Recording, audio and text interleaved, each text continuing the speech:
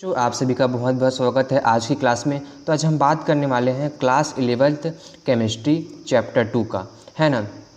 तो चैप्टर 2 में ये टॉपिक बहुत ही महत्वपूर्ण है, हुंड का अधिकतम बहुलता का नियम। ये आपके सिलेबस में है 11th के, ठीक है। तो ये एग्ज़ाम में पूछ देते हैं कि हुंड का नियम क्या है, हुंड के नियम से इलेक्ट्रॉन कैसे भरते हैं। तो आपका इसका प्रिपरेशन कर लेना है। मैं आपको पूरा जानकारी इस वीडियो में इसका देने वाला हूँ कि हुंड के नियम से इलेक्ट्रॉन कैसे भरते हैं। अगर आप इलेक्ट्रॉन भरना सीख गए हुंड के नियम से तो आप पूरा केमिस्ट्री सीख जाएंगे, ठीक है। तो हुंड के नियम से इलेक्ट्रॉन कैसे भरते हैं मैं आपको बिल्कुल ही सरल शब्दों में बताने वाला हूँ। आप कभी नहीं भूलेंगे कि हुंड के नियम से इलेक्ट्रॉन कैसे भरना है, ठीक है। तो चैनल को लाइक सब्सक्राइब करना बिल्कुल भी ना भूलें ताकि आप तक ऐसे वीडियोस मैं पहुँचाता रहूँ, ठीक है। तो हुंड का नियम पूरा वीडियो को देखना है। तो एक परिभाषा में पढ़ के आपको समझाता हूँ कि इसके ज़रिए क्या होता है, ठीक है। तो ये परिभाषा मैं आपको पढ़ के समझाता हूँ। एक ही कोश के विभिन्न कक्षक में इलेक्ट्रॉन का युग्मन तभी होता है जब सभी में एक एक इलेक्ट्रॉन उपस्थित हो, है ना। क्या कहा गया है, एक ही कोश, एक कोश है और उसके कक्षकों में इलेक्ट्रॉन का युग्मन तभी होता है जब सभी में एक एक इलेक्ट्रॉन उपस्थित हो। अर्थात क्या कहा गया है, पहले सभी में एक इलेक्ट्रॉन आएंगे, ठीक है। सभी कक्षक में पहले एक इलेक्ट्रॉन आएंगे, उसके बाद ही दो इलेक्ट्रॉन ही होंगे। ऐसा किसी में नहीं होगा कि एक साथ दो इलेक्ट्रॉन उसमें आ जाएं, ठीक है। ऐसा नहीं होगा, पहले एक इलेक्ट्रॉन एक एक कक्षक में भरेगा, ठीक है। अर्थात एक ही कोश में सभी प्रकार या बराबर ऊर्जा वाले कक्षक में पहले एक एक इलेक्ट्रॉन क्रमशः पूरित होते हैं तथा सभी कक्षकों में अर्धपूरित होने के बाद ही युग्मन द्विगुणन प्रारंभ होता है, ठीक है। जैसा कि मैंने आपको बताया वैसा इसमें जो है लिखा हुआ है। तो देखिए हुंड का नियम, हुंड का नियम को मैं आपको समझाता हूँ। यहाँ पर आप देख सकते हैं यह एक नाभिक है, ठीक है। ये एक नाभिक है, इसके चारों ओर चार कक्षक मौजूद हैं, 1 2 3 4 कक्षक या उपकोष, ठीक है। ये चार कक्षक या उपकोष यहाँ पर मौजूद हैं। इसे देखिए, ये जो पहला कक्षक है इसे S और ये दूसरा कक्षक है उसे SP और ये तीसरा कक्षक है उसे SP3D और चौथे कक्षक को बोलते हैं SPDF, ठीक है। ये कक्षक या उपकोष हैं जो नाभिक है उसका, ठीक है। तो देखिए चौथे उपकोष में SP3DF ये चार कक्षक मौजूद होते हैं और तीसरे उपकोष में SP3D तीन कक्षक मौजूद होते हैं और दूसरे में SP2 दो कक्षक मौजूद होते हैं और सबसे आखिरी लास्ट में S कक्षक जो है मौजूद होता है, ठीक है। तो इस प्रकार देखिए S कक्षक में 2 इलेक्ट्रॉन होते हैं, P कक्षक में 6 इलेक्ट्रॉन होते हैं, D कक्षक में 10 इलेक्ट्रॉन होते हैं और F कक्षक में 14 इलेक्ट्रॉन जो हैं होते हैं। तो देखिए S कक्षक में 2 इलेक्ट्रॉन कैसे होते हैं। S कक्षक में 2 इलेक्ट्रॉन देखिए इस प्रकार भरते हैं, पहले एक आएगा उसके बाद दूसरा इलेक्ट्रॉन आएगा, ठीक है। इस प्रकार जो भरता है S कक्षक में इलेक्ट्रॉन। और P कक्षक में इलेक्ट्रॉन कैसे भरते हैं, देखिए P कक्षक में पहले एक इलेक्ट्रॉन, ठीक है, 1 2 3 4 5 6, ठीक है। P कक्षक में कितने इलेक्ट्रॉन होते हैं, 6 इलेक्ट्रॉन होते हैं। तो 6 इलेक्ट्रॉन को कैसे भरना है, देखिए मैंने आपको भरा, पहले सभी में एक एक इलेक्ट्रॉन भरना है, उसके बाद उनका युग्मन करना है, ठीक है, 2 6। और D कक्षक में 10 इलेक्ट्रॉन होते हैं, 10 इलेक्ट्रॉनों को कैसे भरना होता है देखिए मैं आपको समझाता हूँ। D कक्षक में 10 इलेक्ट्रॉन होते हैं, ठीक है। तो इस प्रकार ये इसका कक्षक है और इलेक्ट्रॉन को कैसे भरना है, 10 इलेक्ट्रॉन है तो 1 2 3 4 5, ठीक है। 5 इलेक्ट्रॉन हो गया। 5 इलेक्ट्रॉन के बाद जो छठा इलेक्ट्रॉन है वो यहाँ से प्रारंभ होगा भरना, छठा, सातवां, आठवां और ये 9वां और ये 10वां, ठीक है। तो आपको बिल्कुल इसी प्रकार से जो है इलेक्ट्रॉन को भरना है, ठीक है, बिल्कुल इसी प्रकार से।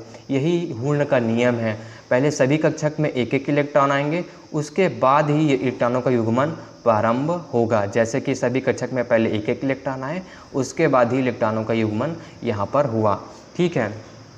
और यहाँ पर देखते हैं F कक्षक में 14 इलेक्ट्रॉन आते हैं। F कक्षक में कितने इलेक्ट्रॉन आते हैं भैया, 14, 1 2 3 4 5,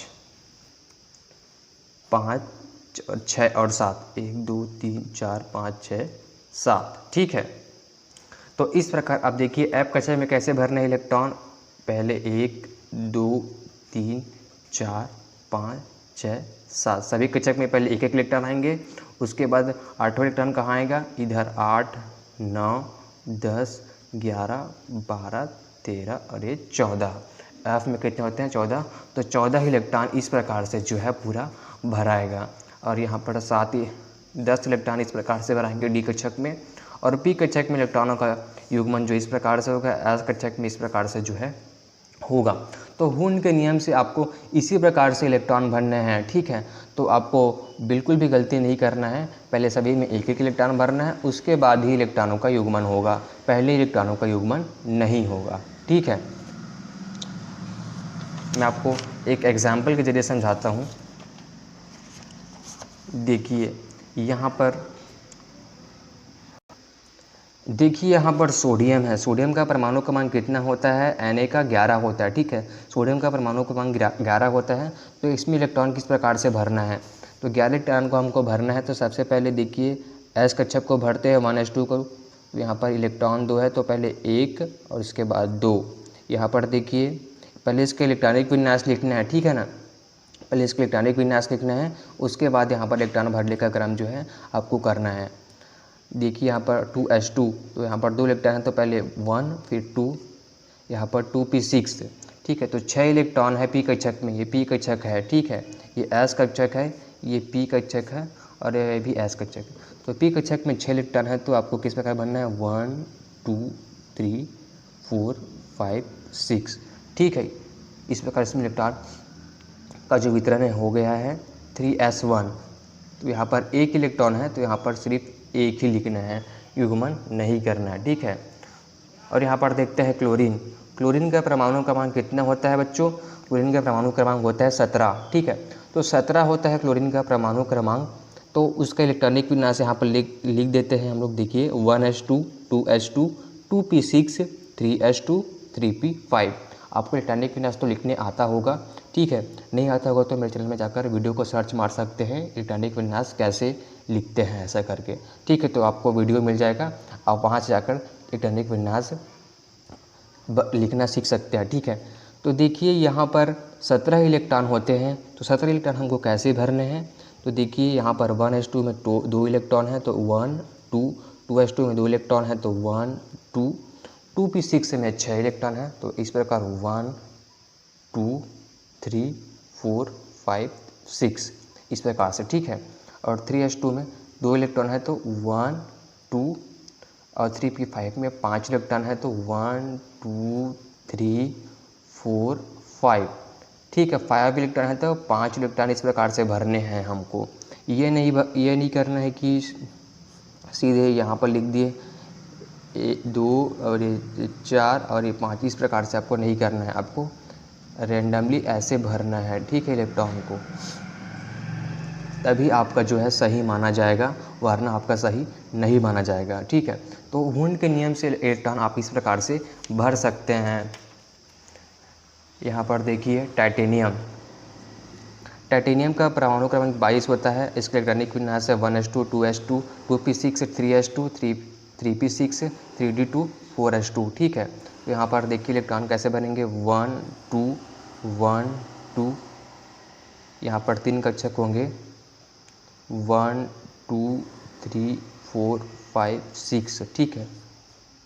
1 2 इस प्रकार से भराएगा यहाँ पर इलेक्ट्रॉन, इस प्रकार से यहाँ पर भी 1 2 3 4 5 6, ठीक है। 3d 5 कक्षक है इसमें, तो 1 2 3, ठीक है। तो यहाँ पर 3d2 है, सॉरी यहाँ पर मैं 3d2 है, तो यहाँ पर 1 और 2 बस आएगा, ठीक है ना, 1 और 2 बस आएगा। और 4s में 2 इलेक्ट्रॉन है, ये नहीं आएगा, 4s में 2 इलेक्ट्रॉन है, तो यहाँ पर 2 इलेक्ट्रॉन इस प्रकार से आएंगे, ठीक है। और कैल्शियम का होता है 20, तो यहाँ पर देखिए मैं इसका भर के दिखाता हूँ आपको।